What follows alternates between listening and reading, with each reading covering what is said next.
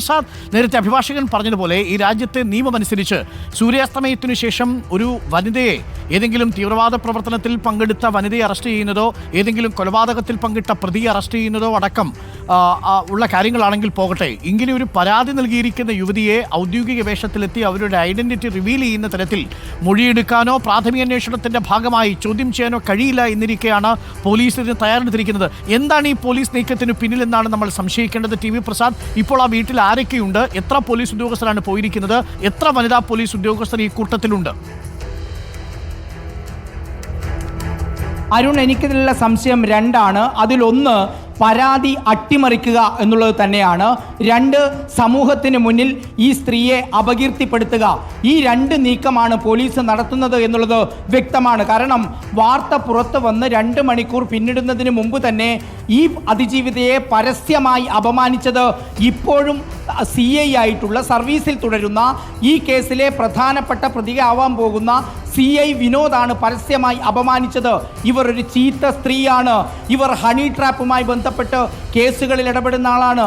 പരാതി കൊടുത്ത് ആളുകളുടെ പണം തട്ടുന്ന ഒരു സ്ത്രീയാണ് എന്ന നിലയിൽ പരസ്യമായി CI പറഞ്ഞിട്ടും ദിവസം 4 ആയിട്ടും ആ CIക്കെതിരെ ഒരു നടപടി പോലും പോലീസിന്റെ ഭാഗത്തുനിന്നുണ്ടായില്ല.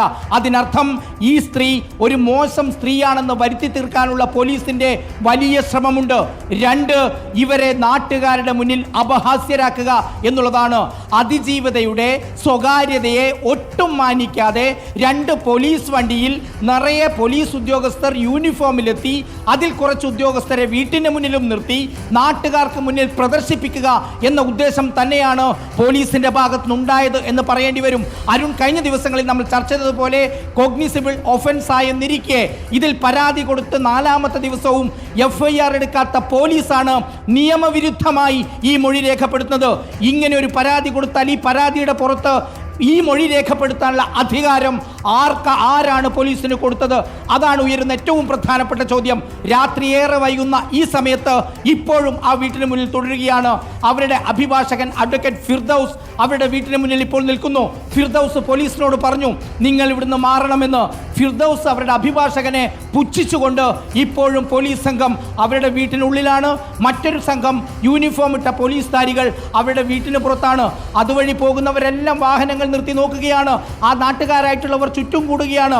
അങ്ങനെ നാട്ടുകാരുടെ മുന്നിൽ അപഹസിപ്പിക്കുക എന്ന ഒരു ഉദ്ദേശം. രണ്ട്, ഇങ്ങനെ സമ്മർദ്ദം ചെലുത്തി പരാതിയിൽ നിന്ന് പിന്മാറ്റാനുള്ള വലിയ ശ്രമം പോലീസിന്റെ ഭാഗത്തുണ്ടാകുന്നു. അരുൺ, ഈ CIയും DYSPയും SP-യും കുറ്റാരോപിതരായ ഈ പരാതിയിൽ കഴിഞ്ഞ ദിവസങ്ങളിൽ ഗുരുതരമായ വീഴ്ചയാണ് പോലീസിനുണ്ടായിരിക്കുന്നത് എന്ന് നിസ്സംശയം പറയേണ്ടി വരും. നമ്മൾ അഭിഭാഷകരെയും നിയമവിദഗ്ധരെയും തേടുന്നുണ്ട്.